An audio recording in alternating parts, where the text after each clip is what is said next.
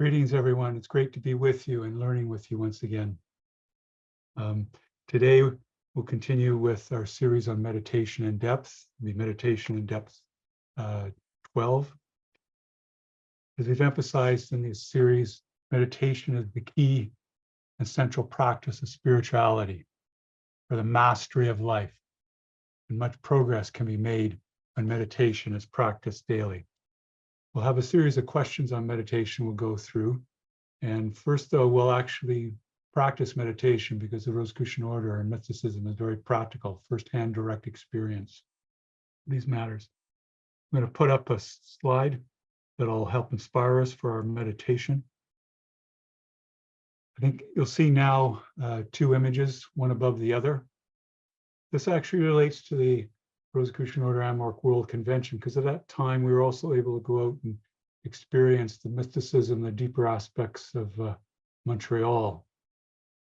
And it's quite striking that in its foundation, it was to be recreated as a new Jerusalem, suggestive of the heavenly Jerusalem that we experience in our meditations.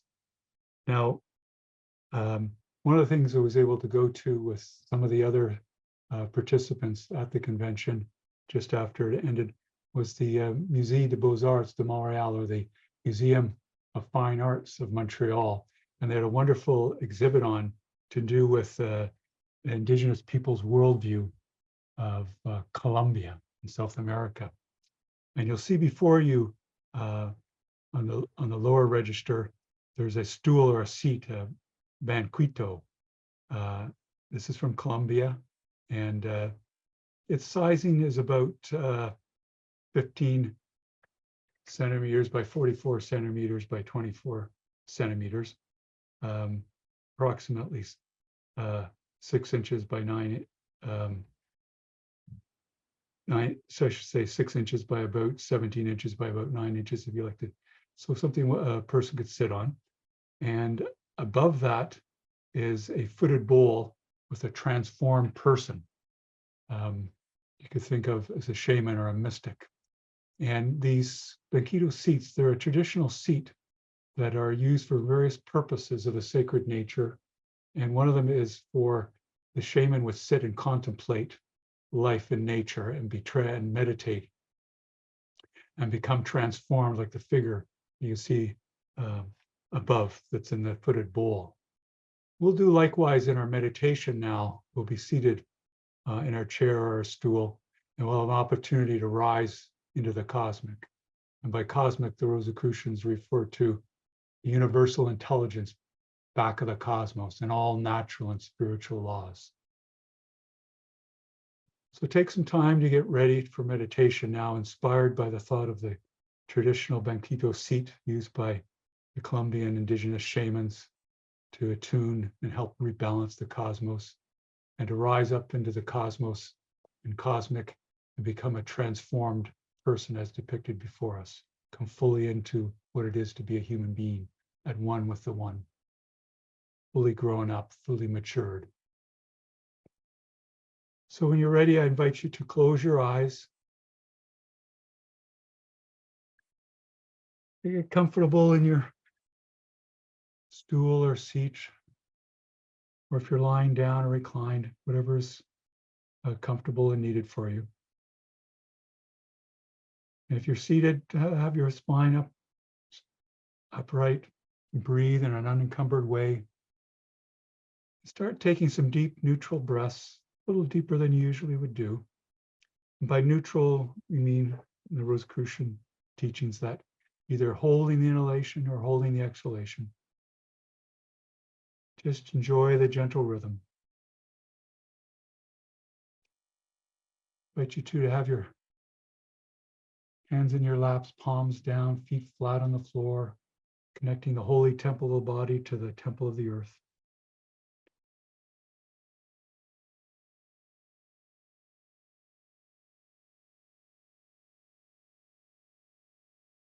And a little later, you may wish to go back to your regular depth of breathing, but it's good to have that some deep breathing to allow increased relaxation response.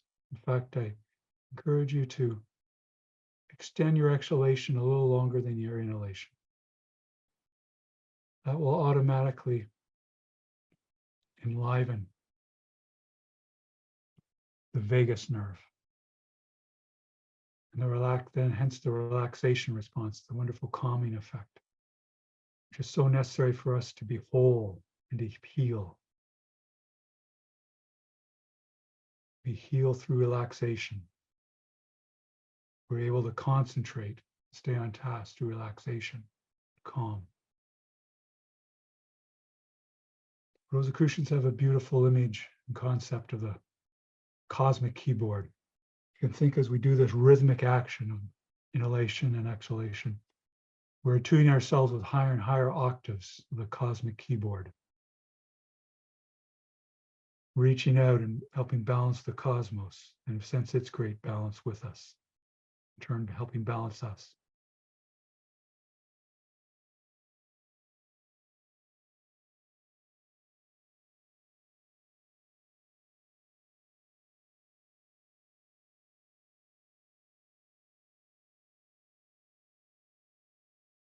If you find your mind wandering, just lovingly and gently bring it back to the gentle rhythm of the breath. No need for any self-negativity.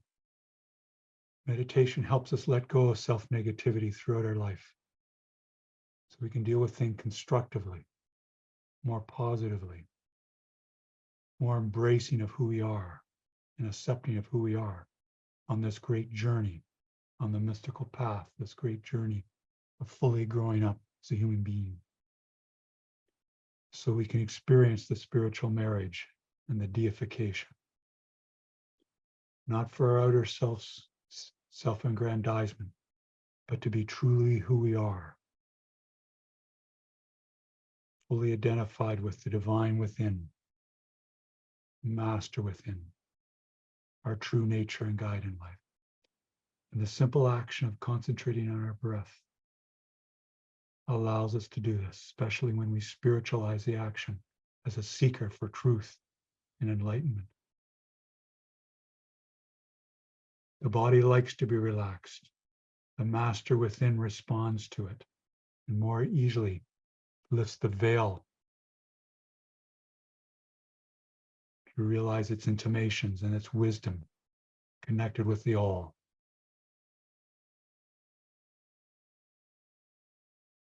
All knowledge, all resources.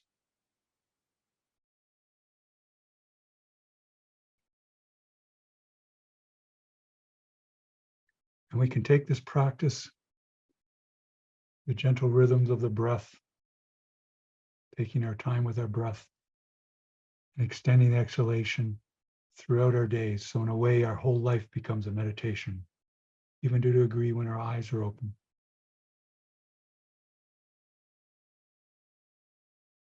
In this way, we'll embrace life and its great ennobling lessons. Our day is full of them. In this way, we ascend the mountain of illumination.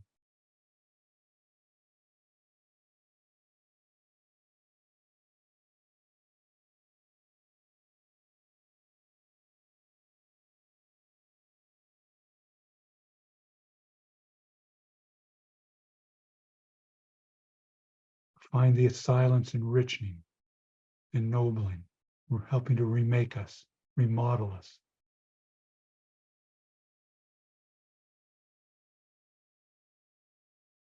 Make us realize more who we truly have been all along and all our interconnections.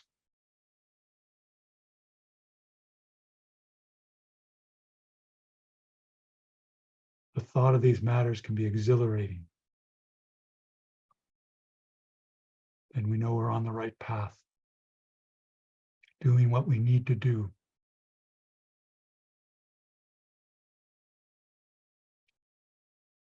As you take the neutral breaths, I think you'll find there's a tingling in your body. You may feel it first in your fingers and then in your feet.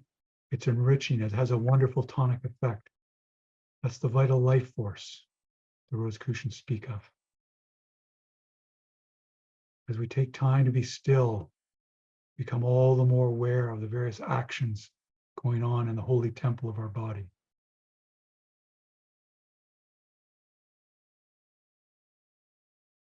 Don't be harsh with yourself if you find that you're distracted at times. Meditation, we just become more aware of how much our mind is shifting over time. But one of the wonderful things about meditation is that it strengthens us, just like doing push-ups or sit-ups. It strengthens our attentional control and capacity for concentration, not only when we meditate, but throughout our lives, so we can stay on task and be far more efficient. It's part of the value of taking time for meditation. We may think we don't have time for it, but it'll actually make us far more efficient and save us time in the long run, each day as well. Soon we'll begin our ascent to the heights of the celestial sanctum, fratres and sorors and participants. We'll follow the instructions of the AMORC booklet, Liber 777. I'll give you resources for it through Karen later in the chat.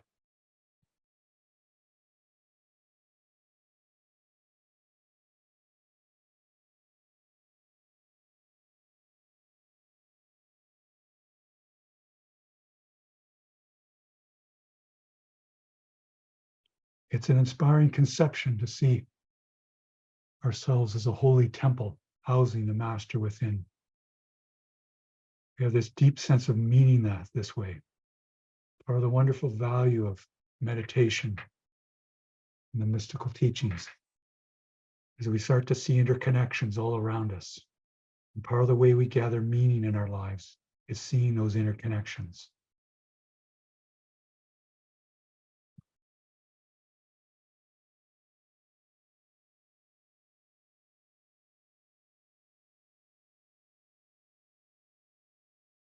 Now let us begin our ascent to the heights of the celestial sanctum. We'll continue applying the law of purification as we've done through these cleansing breaths. By an invocation and a prayer, which I invite you to repeat with me.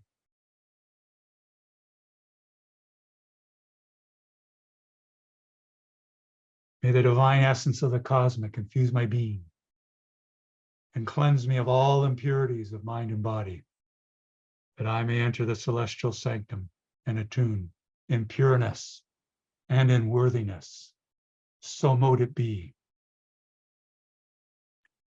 Now, let us journey home. And in making this great journey homeward, we'll be able to feel more at home wherever we are. This is a hallmark of self-mastery. Let us begin to rise up above the dwelling where we are, up over our room and home, rising up higher and higher, above our neighborhood, our city, town, or geographic area. See the great system and order and beauty below. The trees, the lakes, the ocean, the regular forms of the streets, deserts, the fields, farmland, whatever is applicable to your setting on the temple of the earth. Let us keep rising up and joining the ascent. Just as feeling the tingling of the vital life force is exhilarating, so this great rising up into the cosmic is as well. It's our birthright. Greater and greater shifting over to surrender to the divine within that knows how to rise up. And as we rise higher and higher, we'll apply the law of correspondence. Or as we go higher and higher, we'll go deeper and deeper into ourselves, to our true nature, the divine within. We may be inspired by the thoughts of Magister Kelpius and the group of Rosicrucians that came to him in 1694, what is now Philadelphia. In his beautiful book on meditation, he describes the one way to get our meditation and rising up into the cosmic going is to think of kindling a fire in a fireplace. As it starts to kindle, growing fire helps us to rise up into the cosmic, rise up into our attunement. If you find it helpful to think of some loving experience you have and expand that as you rise up into the cosmic, do that as well. All these things allow us to increasingly surrender to the divine within. Allow it to come forward in this process. As we rise up faster and faster over our country and nation, in the continent where we dwell, and the hemisphere where we dwell, and the beautiful blue jewel of the earth rotating about its axis, along with the moon revolving about it. We look up and see the solar system and its wonderful order in the elliptical orbits, the huge planet of Jupiter, the spectacular planet of Saturn with its wondrous rings, and the smaller planets with their special psychic effects, Venus, Mercury, Mars, radiate psychically back to them the communications they're giving and our love and well-being. The great fiery ball of the sun, great way it supports life on earth. Feel its vibrations and radiate likewise back to it as we look up into great immensity, speeding by now faster and faster, way beyond the speed of light. So we transcend space and time as we move from the finite plane to the infinite plane. See zooming past us, nebulae, various stellar phenomena like quasars and pulsars and binary stars, black holes helping balance the universe. See the wondrous system and order of it, the great music, the harmony of the spheres that artists back on earth are inspired by and seek to imitate in their works and help us remember and draw into the cosmic great purpose of art. Let us continue faster and faster and sense the great arms of the Milky Way galaxy, the wondrous and stupendous system and order, and sense now the great motion of the Milky Way galaxy about its center, great spiraling arms, the stupendous law and order. It mirrors the great law and order within ourselves as a holy temple. Here now experiencing the temple of the cosmos. Let's go right out from the Milky Way galaxy and look back at its beautiful form and actions. And let us look up now at other galaxies as we rise up faster and faster in nebulae, galaxies spiraling in other forms and myriad stars. Enjoy the beautiful colors and psychic impressions, both on higher and higher octaves by cosmic keyboard. Sense the cosmos as a great sea of vibrations. Let us continue to rise up, enjoying the exhilaration of the increasing acceleration, and sensing not only galaxies now, but what astronomers refer to as clusters of galaxies. Let's exit right out from our local cluster of galaxy and see myriad other clusters of galaxies. They're also part of collections of superclusters of galaxies. Now let's pass right out from our local supercluster of galaxy and see the myriad superclusters of galaxies. Start to sense the great stupendous order of the cosmos and the universe as a whole. Rising up faster and faster. Enjoying the great exhilaration of the ascent. Increasingly sense the cosmic mind or the universal intelligence back of the cosmos, imbued in every cell of the holy temple of our body, but likewise imbued throughout the cosmos.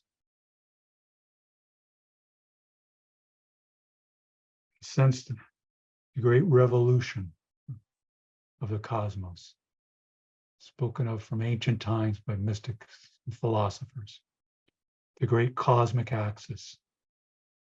Sense how the universe is revolving about it in one stupendous action. And sense the presence or location of that cosmic axis and zoom in on its midpoint. When you've reached it, slow up and dwell there for a time, visualizing your personal and sacred celestial sanctum, maybe modeled after an inspiring human-made temple on earth, a mandir, a cathedral, basilica or church, a stupa, a mosque, or synagogue, or the Grand Temple of the Rosicrucians at Rosicrucian Park in San Jose, California, or some other sacred structure important to you, or maybe some inspiring place in nature like a sacred grove of trees, a beautiful meadow, or being by a seashore or lakeshore, or high on a mountaintops, suggesting expansive view of the cosmic. Fill in all the sights and sounds and impressions, psychically and physically, of your personal celestial sanctum. You may wish to picture there are other seekers and Rosicrucians with you and those on this webinar. The visible and invisible masters, grand masters of our Rosicrucian order and the imperator may be conducting a sacred ritual and convocation there. You wish to have the sense of incense rising up just as we rouse up into the cosmic. Beautiful stained glass windows or other artworks depicting mystical and Rosicrucian laws and principles. Fill in your personal celestial sanctum and feel a degree of exhilaration, being at the heights of the celestial sanctum, but also at the full depths of your being by the law of correspondence, increasingly in contact with your true nature, the divine within. And once you've filled in all the impressions, release it as a visualization and dwell, applying the law of silence, and surrender all the more to the divine within. Silence.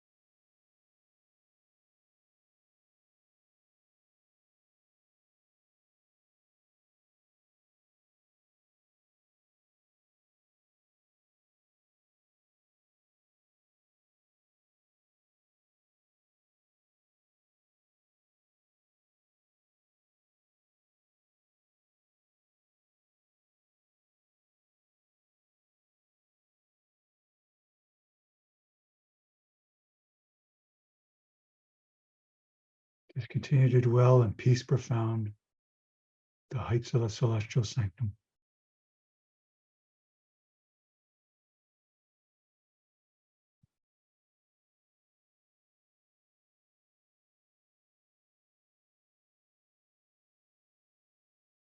During this period of cosmic attunement, you may wish to commune particular souls that, or as the Rosicrucians use the term, soul personalities that are incarnated or possibly passed away or passed through transition, as Rosicrucians say, for a period.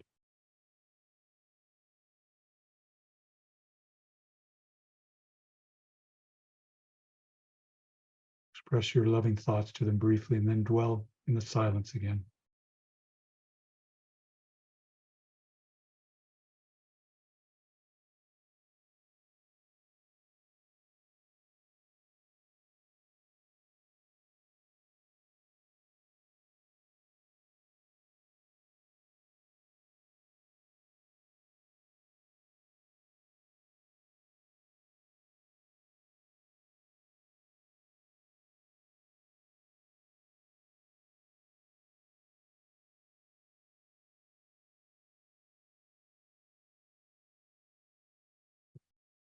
Now, fratres and sorors and participants, let us continue our meditation period by applying certain other spiritual operations of the Rosicrucian Order Amorc. Let us conduct a period of metaphysical aid as a silent council in conjunction, the Council of Solace of the Grand Lodge, the Rosicrucian Order Amorc. Let us radiate love and well-being to all who have petitioned our Grand Lodge for guidance and healing. And let us likewise radiate love and well-being to those who have petitioned our affiliate bodies of the Rosicrucian Order Amorc for guidance and healing. And let us radiate love and well-being to all those that we know have or in need of guidance and healing.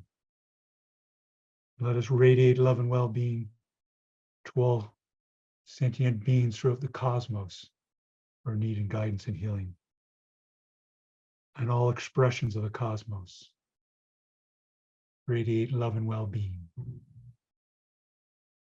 Just let it flow like a great floodlight from the depths of your being.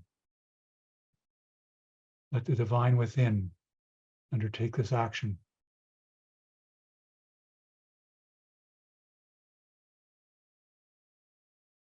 Like a great floodlight filling the cosmos to all in need.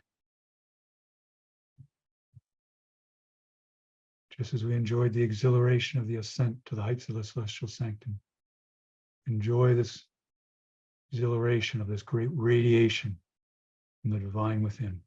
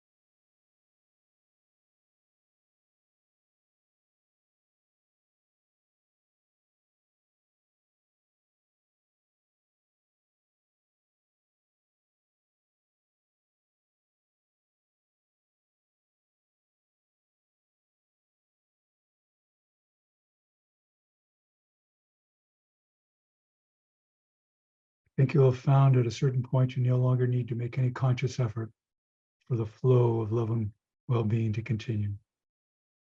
And that it'll speed up strongly.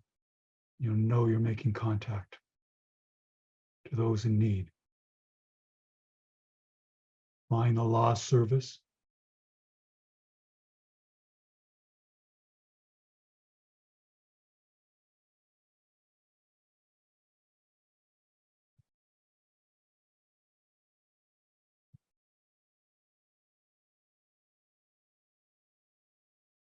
Now soon we'll formally conclude this period of the work and worship, the silent council in conjunction with the Council of Solace, but we'll continue our meditation.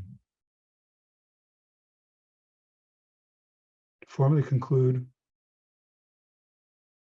assured that this radiation will continue from us as a way of life through the divine within, let us say together, if it pleases the cosmic, it is done, so mote it be. And fratres and sorors and participants, let us continue to dwell in cosmic attunement, and one with the cosmic mind, as is our birthright and true nature, experience.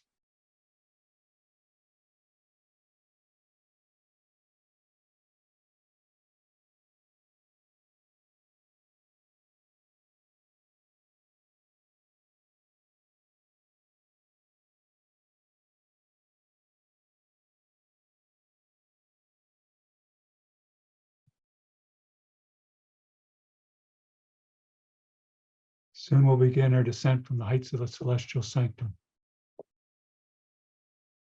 taking this deep inner attunement with us and being it always. and increasing realization. At this time, you may wish to express the law of gratitude to all those who have taught you well, to all those who have loved you well, to all those who have sacrificed for you. Commune with a while with them at this time, whether incarnated or not.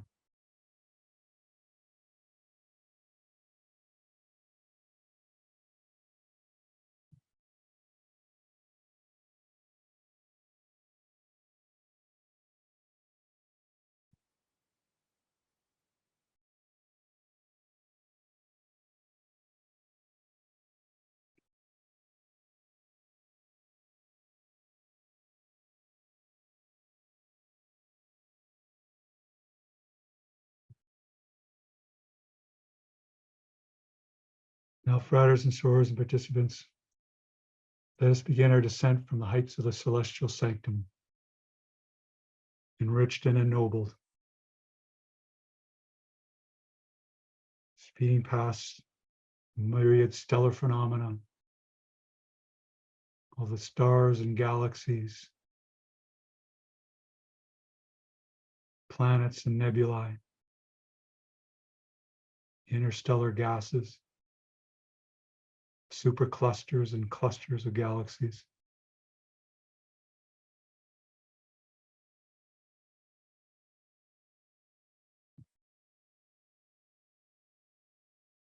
You see in the distance our local supercluster, and enter into it and see the myriad clusters of galaxies. Move towards our local cluster of galaxies at tremendous speed. And see in the distance beautiful arms of the Milky Way galaxy and enter into it.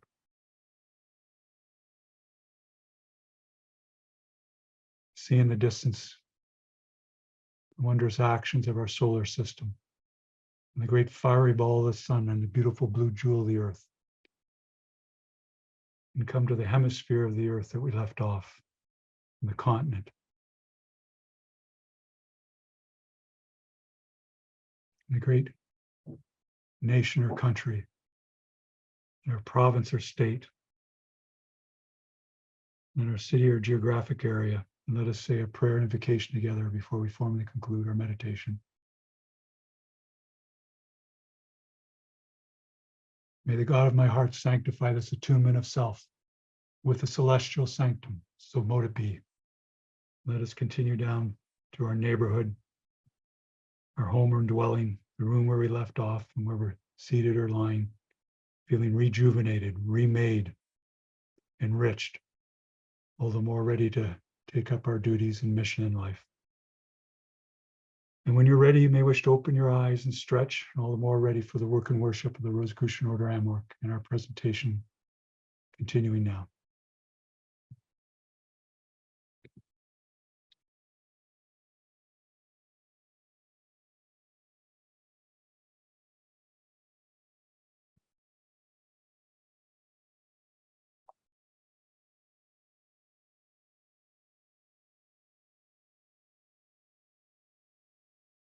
Great.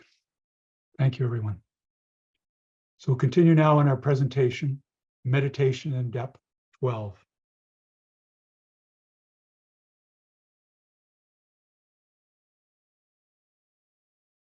The first question is it okay to move during meditation? Yes. And I realize that outside of the Rosicrucian Order, you may have been, some persons may have mentioned to you that, no, don't move an inch, stay still. But actually go with what's comfortable with you. And if you need to readjust during or get more comfortable, that's quite all right. I just with return your mind back to the gentle rhythm of the breath, the meditation technique you're using. No self-judgment or self-negativity needed. You know, if you become uncomfortable, however you're seated or positioned, it's okay to adjust by moving. Sometimes also you may at times feel like you like to sway, just like we attune with the cosmic keyboard through breathing. Sway gently when you meditate. If you feel inwardly guided to do that, such actions is okay. And there's various forms of meditative dance that you may be inclined towards. Because the rhythmic action that takes place within us in our movements can be conducive to cosmic attunement through resonating with vibrations on the much higher octaves of the cosmic keyboard. Also, as a corollary to this matter of movement and meditation, yes, it can be good to stay quite still. You're finding that helpful to stay concentrated and released, to go deeper into oneself, from the objective consciousness or objective mind to the subjective mind, to the subconscious mind, and through to the cosmic mind, or the process of dwelling in silence. But also, we can think of meditative state as something that happens throughout our lives. As I mentioned earlier, with part of the value of doing meditation is so that we can concentrate well.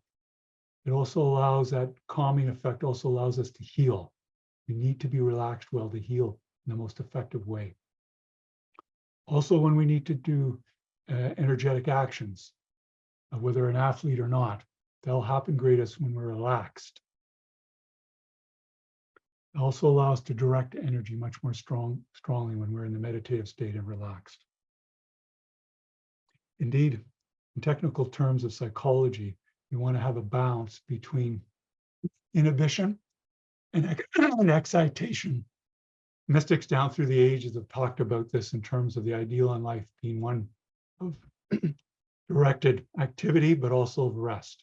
Just like our heart, as it beats, pumps, there's the action, but then the contracts, there's a resting period. Many times over a minute as we breathe. Just so in our daily life, by each second, each minute, each hour, each day, over the weeks, it's a period of directing of action and resting. That way we feel a great sense of mastership, harmony, and healing. And meditation allows us to have that directed action, because all our faculties will be more guided and one-pointed and stronger, but also we'll have the intuitive guidance of the master within how to act. For the inner self is our great guide in life, not our outer self. The inner self has the large picture in life. When the outer self humbles itself to the inner self, it's enriched and ennobled, and then is living fully. Now, the next question is it okay to recline or lie down during meditation? Yes. And again, do what is comfortable for you and needed to adapt to any health condition you may have. Now, I know a common related question to this is, but will it not mean it's more likely I'll fall asleep then rather than meditating when one lies down? Yes, it will be more likely if we are sleep deprived. That is, we've not been getting enough good quality sleep. Actually, this is a matter of sleep deprivation is something that's it's a global health issue. It's of great concern. One thing that's wonderful, though, is that in getting back to having a proper amount of sleep, and crucially, the high quality sleep, meditation practice will help us have a higher quality sleep. It helps relax us. It helps get our various faculties working well together and conducive to sleep and its restorative nature. Also, when we meditate, we get caught up in our sleep. And in fact, meditation in a certain sense is more restful than sleep. So for example, sometimes you may be at night not finding yourself falling asleep when you lie down. Meditate. And don't be concerned if there's distractions. Keep coming back to your breath and the method of meditation we've talked about and various other ones taught by the Rosicrucian order. That'll be highly restive, and it'll also be highly energizing and advance us on the spiritual path. You may find too, it's helpful when you wake up in the morning and still lying in bed, meditate some. And as you go to bed, meditate and attune with the masters and the cosmic. and then have the deepest form of sleep and conducive to spiritual dreams as well.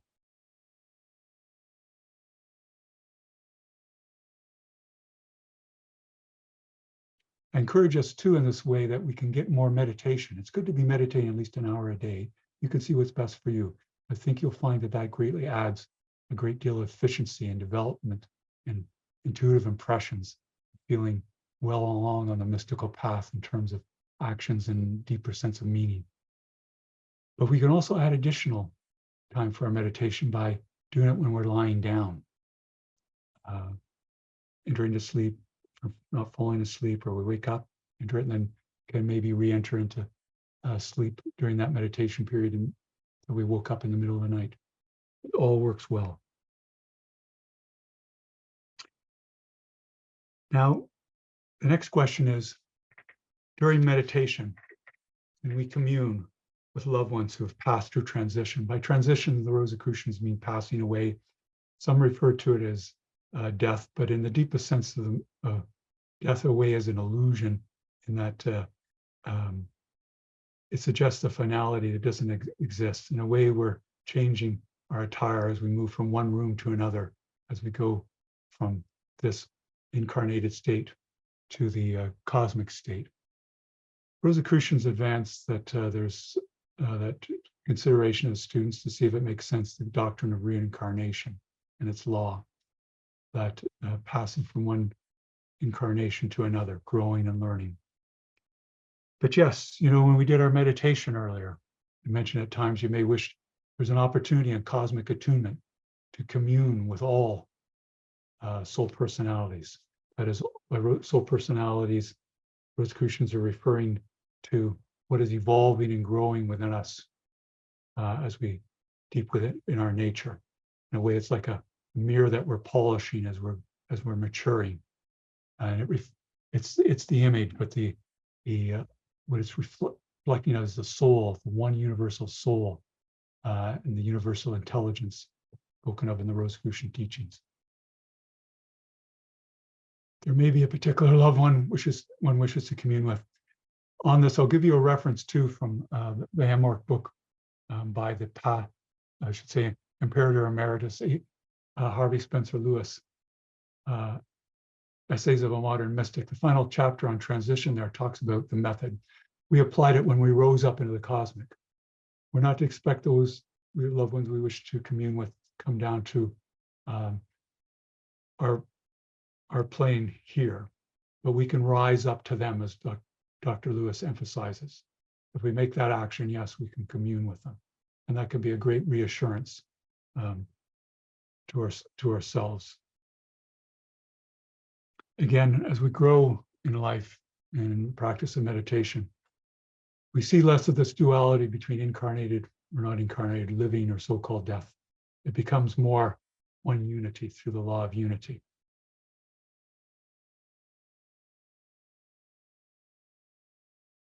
This is why the Rosicrucians refer to transition or passing away as the great initiation. It's something to be embraced, as in all life lessons, or their enriching lesson for us, and the great purging action.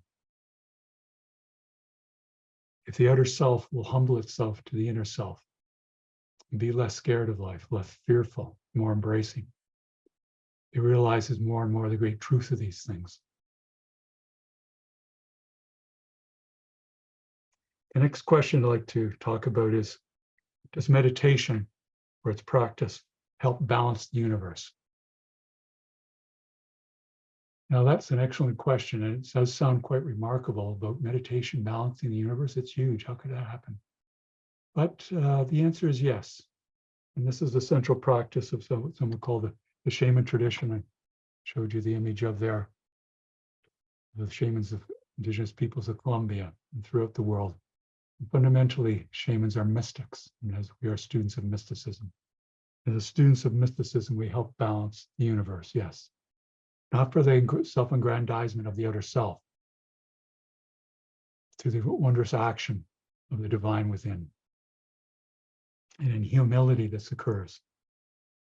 First, let us consider this matter, though, from the viewpoint of the mini-universe, the microcosm, of the microcosmos. the universe in miniature, our holy temple. Here, meditation, we balance all the systems, such as the immune system, to the respiratory system, to the nervous system, and integrate all our faculties. So you see there's a balancing of the microcosmos, the mini universe. And by the law of correspondence, the mirroring of the microcosm and the macrocosm in meditation, we do likewise for the entirety of the universe. This is not a matter, as I mentioned, for self-aggrandizement of the other self, but it's humility and maturation and a recognition of the universal intelligence, cosmic mind in the infinite, through the divine within, master within.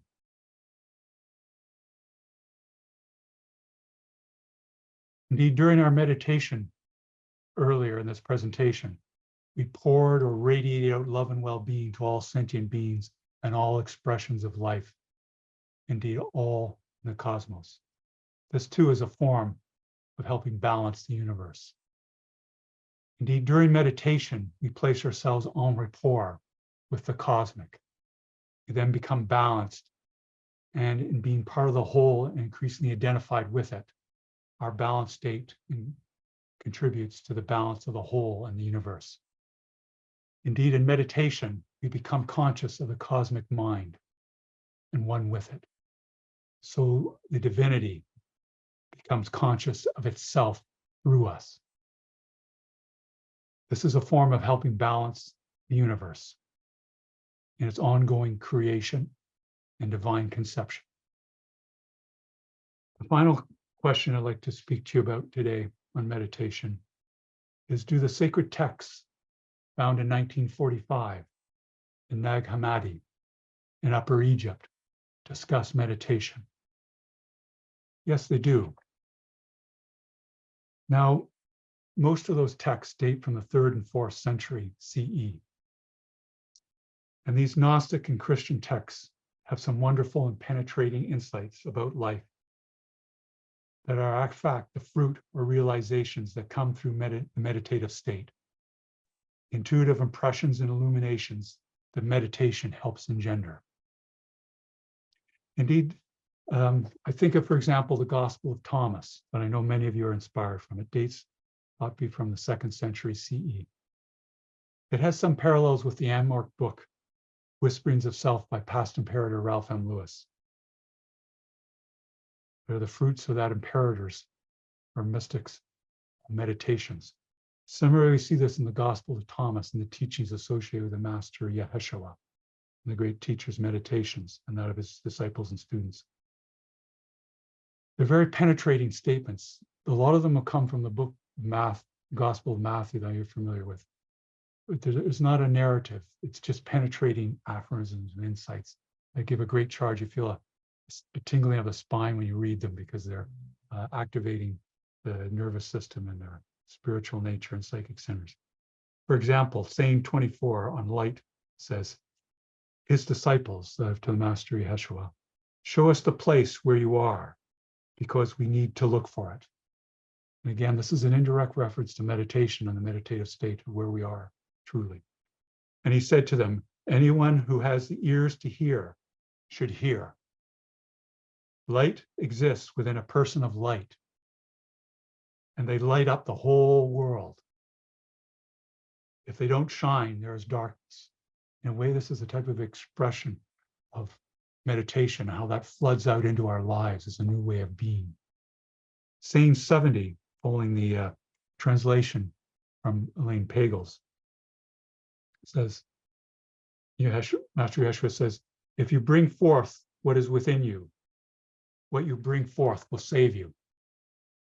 If you not bring forth what is within you, what you do not bring forth will destroy you. That's why often in meditation we talk about be sensitive, to feel whatever there is to feel, whatever needs to come out and be purged or recognized, and talents or things that need to be changed. This is part of the great depth of this message, and it's part of the action of meditation and part of what it is to meditate and what it is to be a student on the path, applying the law of purification, just like we did in our meditation today, beginning and end, enduring. Now, it's intriguing on this too that in the Nag Hammadi library, there are various practices mentioned for spiritual descent. If we read the text in a discerning manner, such as when we read it before or particularly after meditation, what comes to us about what's being conveyed about the spiritual life, living in mastership, and the act of meditation. For example, Allogenes, the stranger text, or text, describes meditation, successive steps in rising into the divine mind. From the Greek, allos means another, and genos means kind. So together, they mean the stranger, the foreigner, which in a way is a special symbolic way of talking about our great journey as students of life on the mystical path.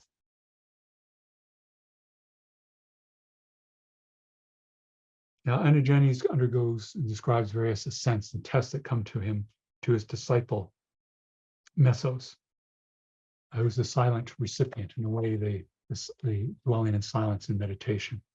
Huel, the all-glorious mother of glories, gives the divine revelation, like the master within, the divine within. And in that text of the Nag Hammadi library, Allogenes, in a way, instructs the master to student the importance of dwelling in quietude as we do in meditation. And then also in meditation, the contemplation of experiences we've had, illumination, they will help rekindle in us, just like Major Helpius talked about rekindling a fire in the fireplace. In a meditation and further ascents, Allogenes talks about a series of ascents that we go through, described in the Rosicrucian order and the mystical traditions in general. And the way we see there, the inner or esoteric teachings are being alluded to, though still somewhat veiled. In this matter, and it's very helpful, and is the Imperator Emeritus H. Spencer Lewis's Amorc book, The Mystical Life of Jesus and the Secret Doctrines of Jesus. They're quite helpful. I'll give you a reference to them on these inner esoteric teachings of Christianity. The Rosicrucian order is not a religion, but it sees in various spiritual traditions their underlying unity. So we see, yes, in the text, if one's discerning, there is in the Nag Hammadi library and sacred texts in general, descriptions, meditation, if one knows how to look and read them. So at this time, we'll soon come to our conclusion, friars and sorors and participants. I'll ask Karen to please post the resources for this presentation in the chat.